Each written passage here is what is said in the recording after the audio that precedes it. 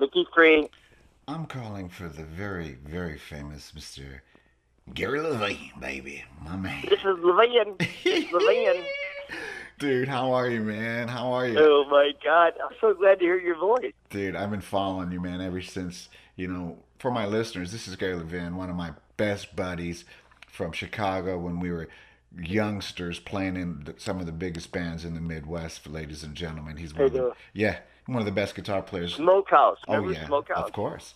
You Oh are one my of the God. best guitarists, my friend, and a true musician. I wanted to have you on the show to feature you because, dude, people don't know that, in the day, that you were playing with Ruby Star and Grey Ghost and you toured out there Right. with Black Oak. Yeah, Black Oak, Yep. Arkansas, right? Yep. And when we were in Chicago, man, uh, you played with like members of Cheap Trick and with especially T.A. Tommy Aldridge, man, who later, as we know, One of my highlights of my life. You right? kidding me? Are you kidding me? Yeah. T.A., Ozzy Osbourne, and Whitesnake, one of the baddest drummers of life, and then Of life. the Thumbs, of course, Thin my Lizzy. my Thin Yeah. Lizzy. Oh my God, my favorite Yeah. Yeah. band. But you and I have known each other, Gary, for so long. Let's just start off by just talking a little bit about who influenced you, like in the day to play guitar. Okay. Classic rock guys. You know what I mean? Okay. Yeah. Leslie West, Oh God, yes. who I got to open up for Oh like my six God. times Oh my God. later on in life. I got a funny story about that.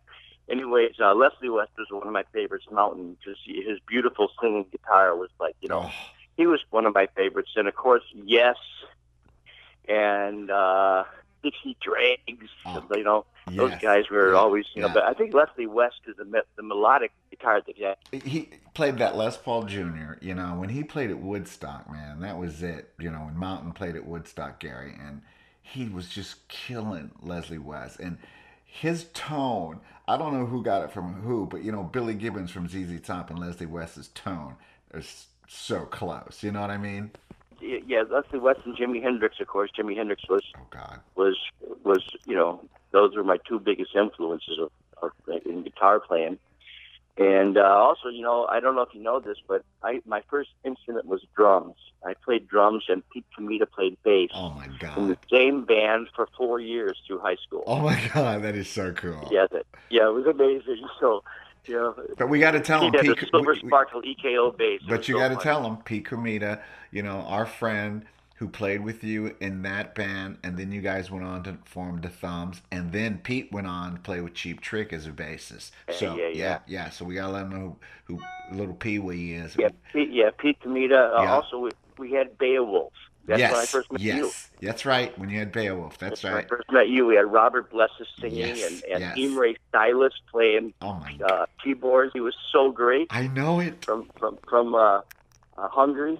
Oh my God.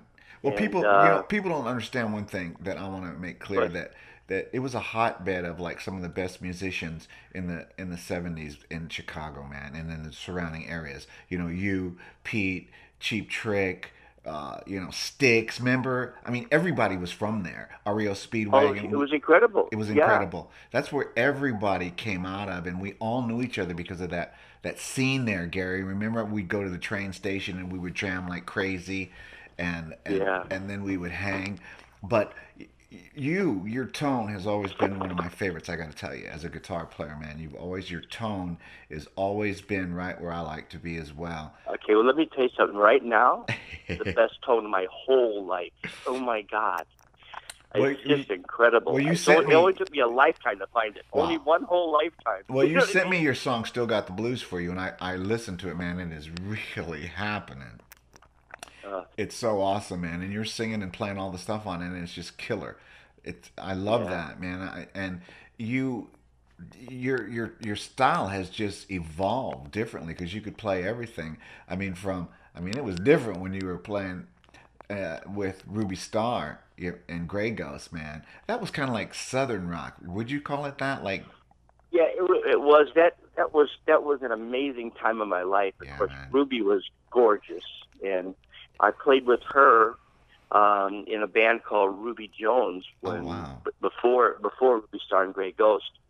That was a funny. There was a I don't know if you remember this, but there was a band that I was in called Cannibal, and it was 3 black dudes and 3 white dudes. It was an R&B band. It was the first band I ever really played guitar in. Oh, wow, that's so And cool. oh yeah. Can I tell you a quick funny story? Of course. Is that cool? And of course. Okay, great. Well, I had just started playing guitar, and there was an ad in the paper for Cannibal advertising for a guitar player, and they were auditioning guys at the Rush Up, and there was about 20 guys that were in line for this thing, and I knew like two songs on the guitar. I knew Voodoo Child and Samba Pati. I learned both of those because they were so there was electric melt a lot of notes. Right. And you beat them all the way through, right? So I went to the audition, and they said, "What do you want to play?" And I go, "Well, how about Voodoo Child?" So we played Voodoo Child. They go, anything with Samba Pati to go? And the keyboard player goes, "I know that. Let's play that one." So later on that day, the keyboard player calls me up and he goes, "Gary, listen, we love you. We want you in the band. We'll take you." So I go, I got really bad news for you. He goes, "What?" I go, "That's all I knew."